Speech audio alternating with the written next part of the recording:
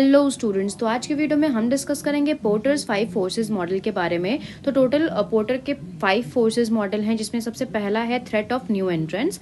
Threat of new entrance का मतलब क्या है कि अगर कोई ऑर्गेनाइजेशन है और उसी की जैसी एक सिमिलर ऑर्गेनाइजेशन कोई आने वाली, जिसका नया एंट्री हुआ है, कह सकते हो कि किसी ऑर्गेनाइजेशन का कॉम्पिटिटर आया है, तो उसके लिए थ्रेट हो सकता है।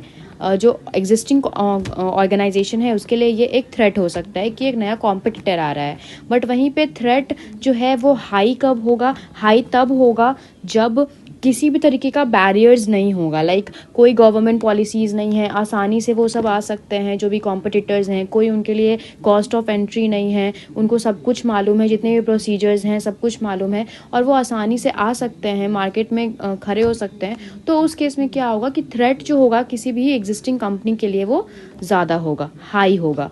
ओके, बट वहीं पे अगर बहुत ज़्यादा बैरियर्स हैं, लाइक नए न्यू कमर्स जो कि वैसी कंपनी जो कि नई नई एंट्री ले रहे हैं, उनके लिए बहुत सारे government policies, rules and regulations है, कॉस्ट ऑफ एंट्री बहुत ज़्यादा है, या उनको कुछ भी आइडिया नहीं है, नो हाउ नहीं है, तो उस केस में क्या होगा कि जो थ्रेट है वो लो रहेगा।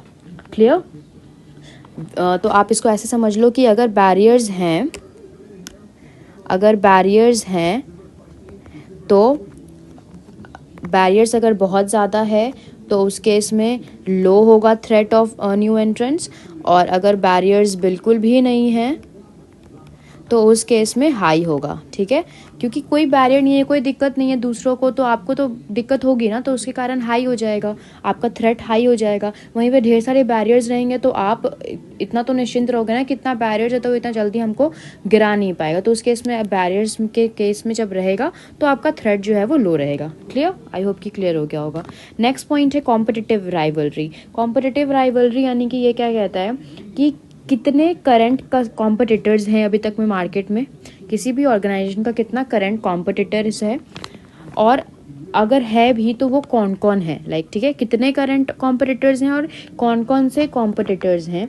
तो अगर कंपटीशन बहुत ज़्यादा हाई है तो उस केस में एडवर्टीजमेंट और प्रोडक्ट्स को डिस्काउंट में सेल करना पड़ेगा ऑर्गेनाइजेशन को, या राइट, या कंपनी को। जब कंपटीशन बहुत ज़्यादा हाई है तो आपको मार्केट में कॉम्पिटिटिव एज पाने के लिए क्या करना पड़ेगा? अपने प्रोडक्ट्स का बहुत ज़्यादा एडवर्टीजमेंट करना पड़ेगा, बिकॉज आपके जैसे प्रोडक्ट हज़ारों सेलर्स हैं सेल करने के लिए। तो आपको तो कहीं ना कहीं एक अलग चीज़ एक मार्केट में स्टूड अप करना है, तो उसके लिए आपको पहले लोग जाने तो कि आप क्या बेचते हो, क्या कर रहे हो, आपका प्रोडक्ट किस चीज़ से रिलेटेड है, तो उसके लिए आपको एडवर्टीजमेंट करना पड़ेगा। और दूसरा, मार्केट में इतने कॉम्पिटिटर्स के बीच में खरा उतरने के लिए आपको थोड़ा बहुत प्रोडक्ट्स को डिस्काउंट में भी सेल करना पड़ेगा, right? So whether the competition is high or low, if competition is high, then the company will have to do more and more advertising and discount, and sell their products on discount. और अगर competition low है तो फिर कोई दिक्कत ही नहीं है, फिर तो आप स्टूड अप कर ही सकते हो, राइट? नेक्स्ट है bargaining power of supplier. Bargaining power of supplier का मतलब क्या है कि कोई भी जो सप्लायर है जो कि रॉ मटेरियल्स वगैरह देता है, अगर वो बहुत कम है नंबर्स में, लाइक जो सप्लायर हैं, जिस चीज़ का आप प्रोडक्ट बनाते हो और आपको जैसा रॉ मटेरियल्स चाहिए होता है अपने प्रोडक्ट के लिए, वो रॉ मटेरियल्स आपको बहुत लिमिटेड सप्लायर से मिलता हो अगर है, तो उस केस में क्या हो जाता है कि बार्गेनिंग पावर ऑफ सप्लायर जो है वो हाई होता है, right? Bargaining power of supplier high कैसे होता है? बिकॉज वहाँ पे वो आपको कितना भी प्राइस बताएंगे, आपके पास कोई ऑप्शन नहीं है, क्योंकि आप कहीं और जा नहीं सकते, क्योंकि बहुत लिमिटेड सप्लायर्स हैं।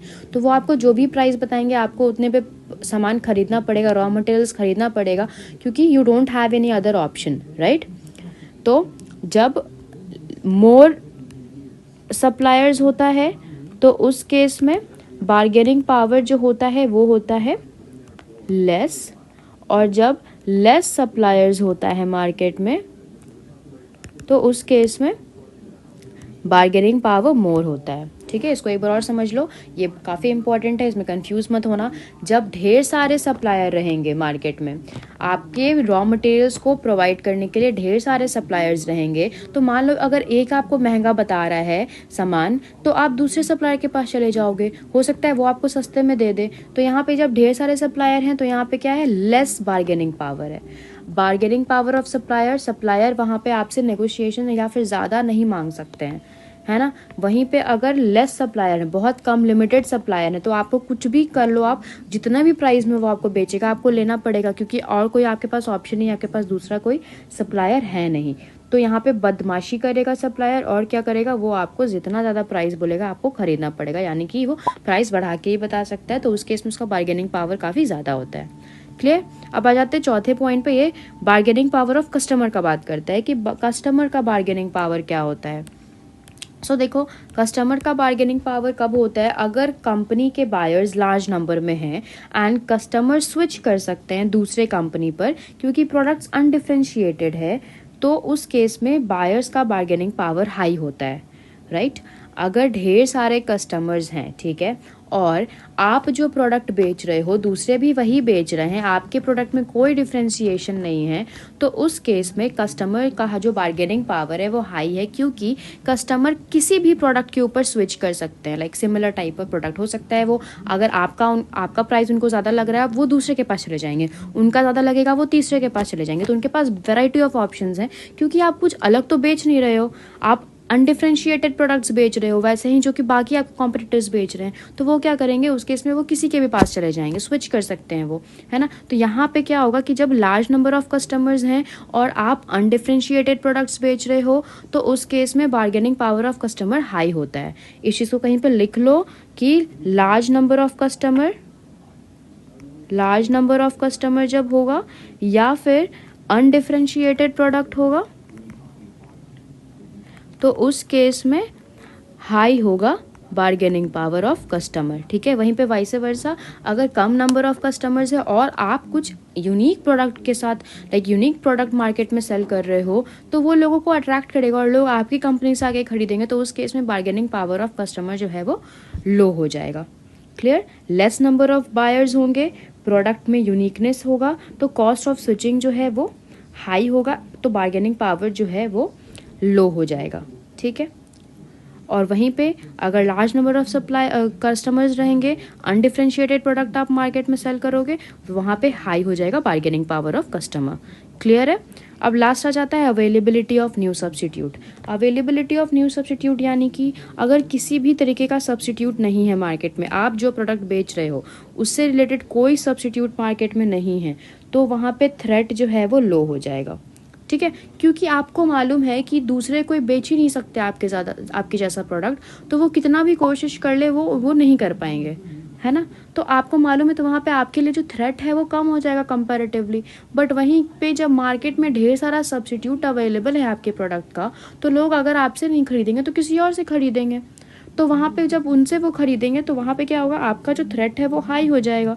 जैसे टी कॉफ़ी का एग्जांपल समझ लो, बहुत बेसिक सा एग्जांपल है। अगर आप टी नहीं ले रहे हो, अगर आपके पास टी अवेलेबल नहीं है, तो आप कॉफ़ी पे चले जाते हो।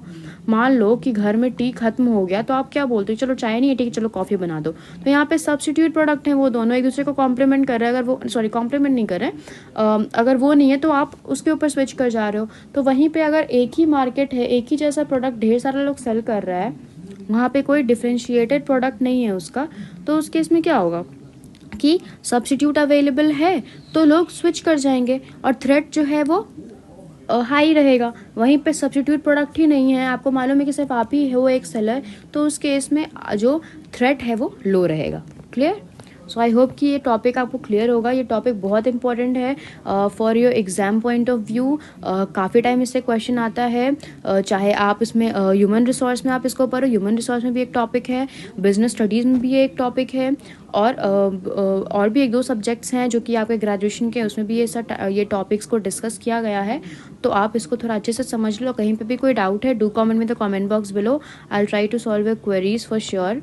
और अगर आप कोई टॉपिक सजेस्ट करना चाहते हो जिसके ऊपर मैं वीडियो बनाऊँ, तो मैं ज़रूर बनाऊँगी, आप लोग उसके लिए भी मुझे कॉमेंट करो। Thank you.